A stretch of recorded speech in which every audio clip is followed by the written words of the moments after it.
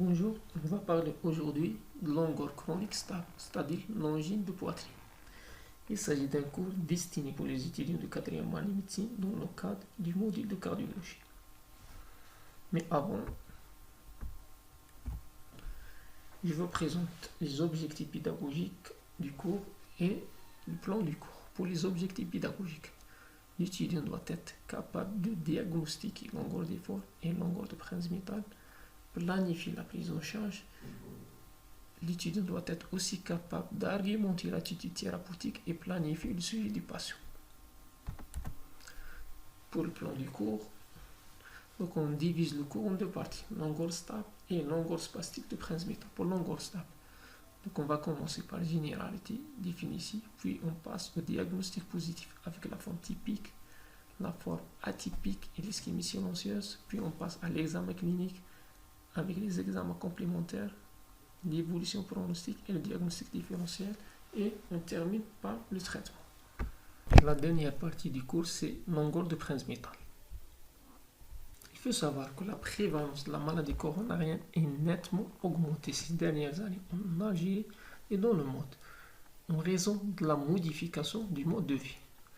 Donc l'angine de poitrine et la manifestation clinique se forment de syndrome douloureux thoracique d'un déséquilibre réversible. Un déséquilibre réversible entre les apports et les besoins myocardiques en oxygène, responsable d'ischémie myocardique. Donc, l'angine de poitrine est la conséquence d'un déséquilibre qui est réversible entre les apports et les besoins myocardiques en oxygène. Donc, quelles sont les conséquences de l'ischémie myocardique? Ce qu'on appelle la cascade ischémique. Donc, l'ischémie myocardique va entraîner par ordre chronologique un passage du myocarde au métabolisme anaérobie. Donc, passage du myocarde au métabolisme anaérobie. Puis, il y a une altération de la relaxation myocardique, c'est-à-dire la dysfonction diastolique, qui se traduit sur l'échocardiographie par augmentation de pression de remplissage. Puis, il y a une dysfonction systolique, c'est-à-dire altération de la contractilité myocardique, c'est-à-dire soit hypokinésie ou akinésie. Donc la dysfonction diastolique et la dysfonction systolique, on peut les détecter par l'échocardiographie ou l'IRM. Si l'ischémie persiste, il y a des modifications électriques à l'ECG, c'est-à-dire l'apparition des troubles de repolarisation, c'est-à-dire modification du segment ST et des ondes. Donc si l'ischémie persiste toujours, il y a l'apparition de la douleur thoracique, c'est-à-dire longueur. Donc longueur survient quelques minutes après le début de l'ischémie myocardique. Donc on passe un petit rappel sur l'anatomie coronaire. Donc le réseau coronaire naît au niveau de la partie initiale de l'aorte, exactement au niveau du sinus de Valsalva. Il existe deux artères coronaires. Donc l'artère coronaire droite et l'artère coronaire gauche. L'artère coronaire gauche a une taille plus importante par rapport à la taille de l'artère coronaire droite. Donc on a l'artère coronaire gauche et l'artère coronaire droite. Donc l'artère coronaire gauche se divise rapidement après un tronc commun en artère interventriculaire antérieure et l'artère circonflexe. Donc l'artère interventriculaire antérieure donne les artères diagonales et les septales, et l'artère circonflexe donne les artères marginales. L'artère coronaire gauche assure la vascularisation du ventricule gauche et l'artère coronaire droite assure la vascularisation du ventricule droit et la partie inférieure du ventricule gauche. Donc l'ischémie myocardique est définie par un déséquilibre entre les besoins et les apports en oxygène au niveau du myocarde. À l'état normal, il existe un équilibre entre les apports en oxygène et les besoins. Donc les apports sont en fonction de la différence artério-veineuse et le débit coronaire, et les besoins sont en fonction de la fréquence cardiaque, la contractilité myocardique et la tension pariétale. Donc lorsqu'il y a un déséquilibre entre les apports et les besoins, c'est-à-dire soit augmentation des besoins ou diminution des apports, il y a une apparition de l'ischémie myocardique.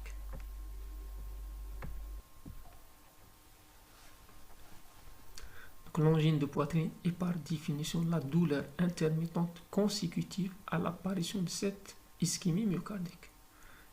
stable, c'est-à-dire sans évolutivité dans le temps. C'est-à-dire la fréquence et la durée des crises sont similaires. Donc l'angine de poitrine est la traduction clinique de l'ischémie myocardique. Donc pour les étiologies, on peut les classer en deux grandes catégories selon le mécanisme. Donc on a les angles secondaires à la réduction du calibre des artères coronaires et on a les angles fonctionnels. Pour la première catégorie, l'athérome représente l'étiologie principale. Les autres étiologies sont rares. On a le spasme coronaire, c'est-à-dire l'angle de Prince-Métal, qui peut survenir sur des artères saines ou sur des artères athéromateuses. On a les angles secondaires à des anomalies congénitales des artères coronaires, c'est-à-dire anomalies d'implantation des artères coronaires. Et on a les angles secondaires au coronarite inflammatoire. C'est le cas du coronarite ostial syphilitique et le coronarite ostradique et le coronarite inflammatoire secondaire, c'est-à-dire le lupus ou Takayoshi. Pour l'angle fonctionnel, il faut savoir que l'angle fonctionnel correspond à une ischémie myocardique sans lésion coronaire. Donc l'angle fonctionnel peut être secondaire soit à l'augmentation des besoins, c'est le cas de rétrécissement aortique serré et les cardiomyopathies hypertrophiques, soit à la diminution des apports, c'est le cas de l'anémie et l'insuffisance aortique sévère, soit secondaire à la diminution des apports et augmentation des besoins, c'est le cas de tachycardie et des états de choc. Diagnostic positif. Il faut savoir que le diagnostic est clinique et repose sur l'interrogatoire. Deuxième point, la douleur typique ne pose aucun problème de diagnostic différentiel. Il existe trois cas de figure, on a la forme typique, la forme atypique et l'ischémie silencieuse. Pour la douleur thoracique angineuse typique, c'est une douleur à l'effort, typiquement à la marche. Le CS est rétrosternal ombar, c'est-à-dire thoracique antérieur entre les deux seins. Les irradiations généralement vers les deux membres supérieurs et la mâchoire. Le caractère, c'est une douleur constrictive, intense et angoissante. C'est une douleur qui disparaît à l'arrêt de l'effort ou à la prise de trinitrile, généralement quelques minutes. La douleur est disparue après quelques minutes de la prise de trinitrile ou à l'arrêt de l'effort. Donc on peut classer l'angor en 4 stades de sévérité croissante selon la classification de la Société canadienne de cardiologie. Classe 1, pas d'angor pour l'activité physique normale. Stade 2, la classe 2, c'est un angor pour l'activité physique normale. Classe 3, il y a une limitation de la vie quotidienne. Et classe 4, c'est un angor au moins d'effort ou au repos. Donc on passe au deuxième cas de figure, c'est-à-dire la forme atypique. Pour le douleur thoracique angineuse atypique, il est plus fréquent chez les sujets âgés, chez les femmes et les sujets diabétiques. Donc il est atypique soit par son siège, c'est-à-dire siège épigastrique ou dorsal, soit par les circonstances de survenue, peut-être la douleur peut-être postprandiale. Parfois, il est à type de bloc-pnée, c'est-à-dire impossibilité de vider l'air lors de l'expiration. Parfois, à type de palpitation, ça signifie qu'il existe des troubles de rythme. Parfois, il est à type de dyspnée d'effort.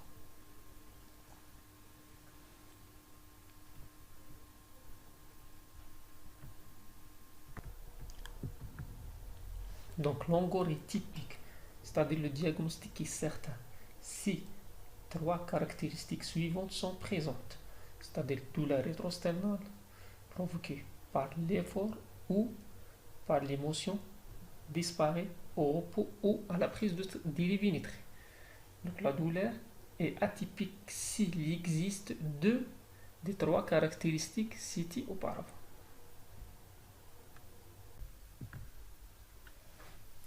Mais dans tous les cas, la survenue de symptômes qui disparaissent à l'arrêt de l'effort a une grande valeur diagnostique. Donc on passe à la troisième cas de figure, c'est-à-dire l'ischémie silencieuse. Donc l'ischémie myocardique peut être parfois complètement indolore, dans environ à peu près 2% des cas, en particulier chez les sujets diabétiques, du fait de neuropathie, c'est-à-dire l'altération du système neurovégétatif. Pour cette raison, il y a des indications de dépistage de l'ischémie silencieuse chez les sujets diabétiques, généralement par épreuve d'effort. Donc on passe à l'examen clinique. L'examen clinique est normal dans la plupart des cas, mais il doit rechercher d'autres localisations d'attirement, palpation ou auscultation, la palpation des peaux et l'auscultation des axes vasculaires. Il cherche aussi des arguments en faveur des diagnostics différentiels, c'est-à-dire dissection de l'aorte, péricardite, embolie pulmonaire et pneumothorax. Il cherche aussi les facteurs de risque cardiovasculaires. Donc on passe aux examens complémentaires. Donc on va commencer par l'ECG, c'est-à-dire l'ECG de repos. Donc pour l'ECG, on a l'ECG intercritique, c'est-à-dire en dehors des crises, et l'ECG percritique, c'est-à-dire pendant les crises. Pour l'ECG intercritique est souvent normal. Parfois, il y a une persistance du trouble de repolarisation. Parfois, il existe des séquelles d'IDM, c'est-à-dire les ondes de nécrose. Pour l'ECG percritique est souvent anormal. Dans 90% des cas, il y a des modifications de la repolarisation, c'est-à-dire des segments ST et des anti. Se traduit soit par un sous-décalage du segment ST, c'est-à-dire lésions sous-endocardiques, ou des anti-négatives et pointées, c'est-à-dire ischémie sous-épicardique. Le CG permet aussi de préciser la topographie du territoire ischémique. Donc on voit sur cette image une ischémie sous-épicardique, une ischémie sous-épicardique antéro-septo-apicale. Donc on voit les antinégatives de V1 à V5, donc V1, V2, V3, V4 et V5. Deuxième image, c'est une ischémie sous-épicardique antérieure. Tous les antinégatifs de V1 à V6, donc négatifs vont V1, V2, V3, V5, V3, V4, V5 et V6.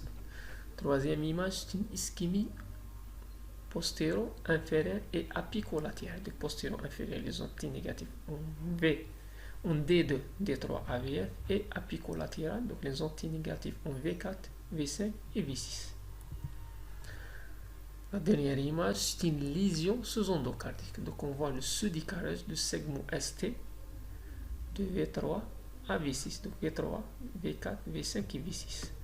ECG normal, pas de sous-décalage, et ECG avec sous-décalage.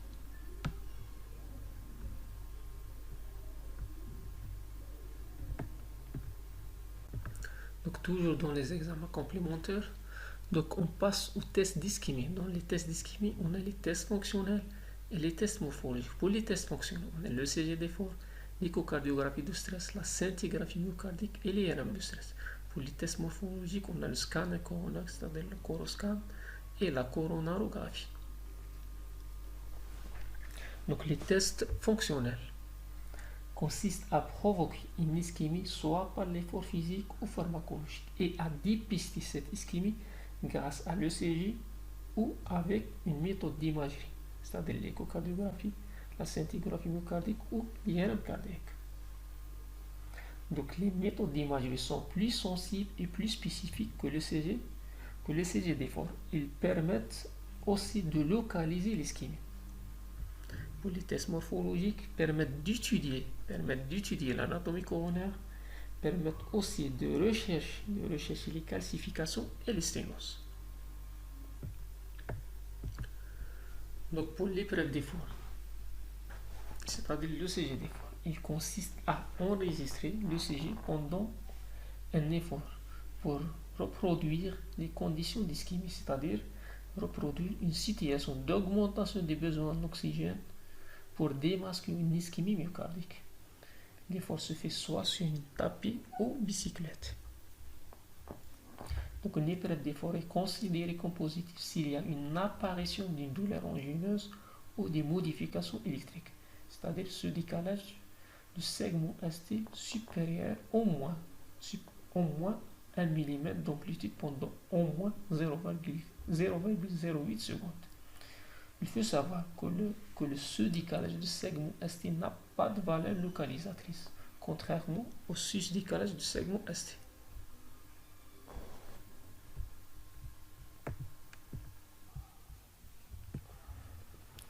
C'est un tracé dépressif fort positif qui montre un sus-décalage qui dépasse 1 mm sur une durée plus de 0,08 secondes.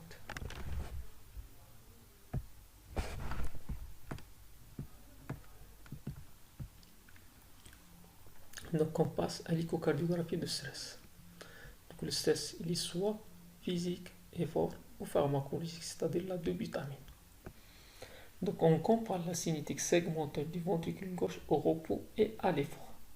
Donc les parois normales sont normocontractiles, mais en cas d'ischémie, il y a une diminution de la cinétique, c'est-à-dire soit akinésie ou hypokinésie. En plus de diagnostic, l'écho de stress permet de localiser le ou les territoires ischémiques.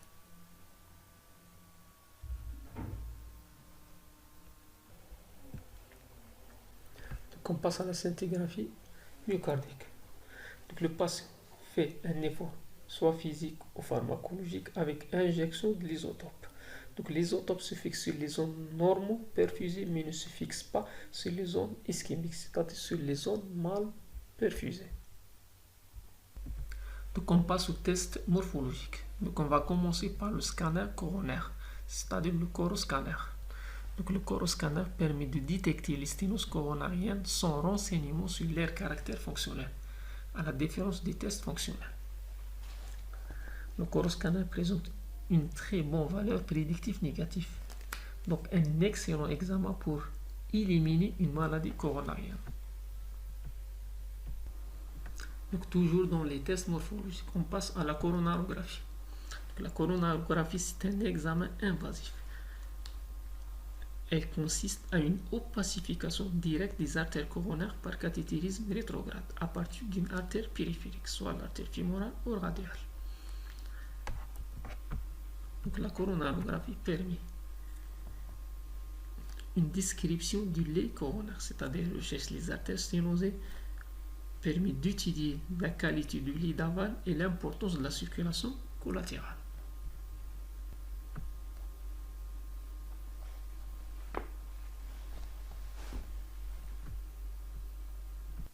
Donc les autres examens. Donc on va commencer par l'échocardiographie Doppler. L'échocardiographie Doppler est systématique devant un patient qui présente une angor chronique stable. Le but de l'échocardiographie est d'apprécier la fonction ventriculaire gauche et de rechercher les troubles de la cinétique segmentaire.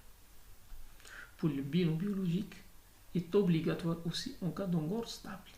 Donc on va réaliser une glycémie binolipidique avec la fonction rénale. Il faut savoir que le choix du test d'ischémie dépend des habitudes de chaque service, des moyens à disposition et des caractéristiques du patient. Donc l'évolution est imprévisible avec un risque de syndrome coronarien aigu, insuffisance cardiaque et risque aussi de mort subite. Risque de mort subite secondaire aux troubles de rythme, surtout la fibrillation ventriculaire.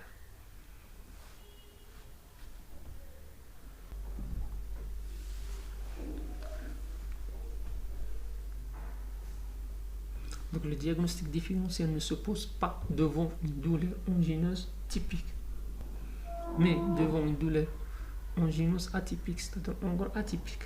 Le diagnostic différentiel se pose avec les autres causes de douleurs thoraciques, c'est-à-dire les douleurs pariétales, les spasmes œsophagiens, les douleurs abdominales et aussi les douleurs rhumatismales. Mais il ne faut jamais oublier devant une douleur thoracique prolongée les grandes urgences vitales, c'est-à-dire l'infarctus du myocarde, la péricardite aiguë, la dissection de l'aorte et les pathologies pulmonaires, c'est-à-dire l'embolie pulmonaire et le pneumothorax. Donc on passe au chapitre traitement. Donc les objectifs du traitement sont soulager les symptômes, stabiliser la plaque d'attirant et réduire la morbimortalité cardiovasculaire. c'est-à-dire éviter l'évolution vers le syndrome coronarien aigu et le décès. Donc dans le traitement, on a deux volets. Traitement de la crise, deuxième volet, traitement du fond. Pour le traitement de la crise, je repose sur 3 points. Arrêt de l'effort, la prise de dérivés nitriques, la prise de dérivés nitriques d'action immédiate. Troisième point, c'est la consultation en urgence en cas de persistance de la douleur pendant plus de 15 minutes. Donc on passe au deuxième volet du traitement, c'est-à-dire le traitement de fond. Donc le traitement de fond associe contrôle des facteurs de risque, traitement anti-ischémique et la revascularisation myocardique. La revascularisation soit par angioplastie percutanée ou pontage aorto-coronaire. Pour la première point du traitement du fond, c'est-à-dire la correction des facteurs de risque. Elle est essentielle et représente une partie importante du traitement. Donc il faut arrêter du tabac, il faut une activité physique régulière, traitement de l'HTA, correction de la dyslipidémie et équilibration du diabète. Donc après le contrôle des facteurs de risque, on passe au traitement anti-angineux, c'est-à-dire le traitement anti-ischémique. Donc le but du traitement anti-ischémique est de diminuer la consommation de l'oxygène par le myocarde. Donc dans le traitement anti-ischémique, on a les bêta-bloquants, les inhibiteurs calciques et les dérivés nitriques. Donc on donne toujours les bêta-bloquants en première intention, en absence de contre-indication. Si les patients restent toujours symptomatiques, donc on peut associer soit les inhibiteurs calciques ou les dérivés nitriques. Avec le traitement anti-angineux, on donne toujours les anti-agrégants plaquettaires. Donc on va commencer toujours par l'aspirine. En cas de contre-indication à l'aspirine, on donne clopidogrel. Donc on passe à la revascularisation. Donc la revascularisation se fait soit par angioplastie ou par un pontage aorto-coronaire en fonction de lésions coronariennes. Donc le choix de la technique dépend du siège et de l'étendue des lésions. Donc la première image, c'est une image coronarographique qui montre une stimulation serrée de l'artère interventriculaire antérieure.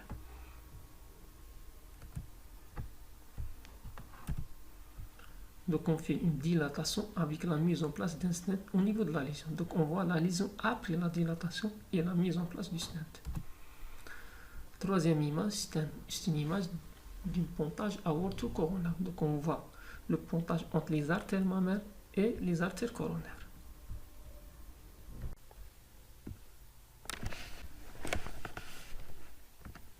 Donc on passe à l'ongor spastique de Prinzmetal. C'est une forme d'ongor liée à un spasme coronaire, touche surtout les sujets. Il existe une association fréquente entre l'ongor spastique et certaines maladies, comme phénomène de Raynaud, l'asthme et la migraine. Sur le plan physiopathologique, il existe un spasme, c'est-à-dire une vasoconstriction coronaire, qui est brutale et importante, conduisant à l'ischémie myocardique. Sur le plan clinique, l'ongor spastique de Prinzmetal se traduit par une douleur angineuse typique, généralement spontanée, sans facteur déclenchant, mais à horaire fixe, le plus souvent la deuxième moitié de nuit. Les signes associés à la douleur, palpitations, lipothymie et syncope. Donc ces signes sont en rapport avec les troubles de rythme. Donc on passe aux examens paracliniques. Donc le CG péricritique, il montre typiquement un sus-décalage du segment ST. Parfois, il y a des troubles de l'excitabilité à l'étage ventriculaire, c'est-à-dire les extrasystoles ventriculaires. Mais le CG intercritique est souvent normal. Pour l'haltéro-CG, c'est l'examen clé du diagnostic. Il permet de mettre en évidence les épisodes de sus-décalage transitoire du segment ST. Donc on passe au test fonctionnel, c'est-à-dire l'épreuve d'effort, souvent normal. Mais la coronarographie permet d'éliminer une lésion organique. Il est rare d'observer un spasme coronaire, mais on peut provoquer le spasme lors du test omitogène. Donc pour le traitement, il faut arrêter le tabac, on donne les dérivés nitriques pour le traitement de la crise et les inhibiteurs calciques pour le traitement du fond. Donc dans l'ongor spastique de Prinzmetal, les bêta-bloquants sont contre-indiqués. Merci de votre attention et bon courage.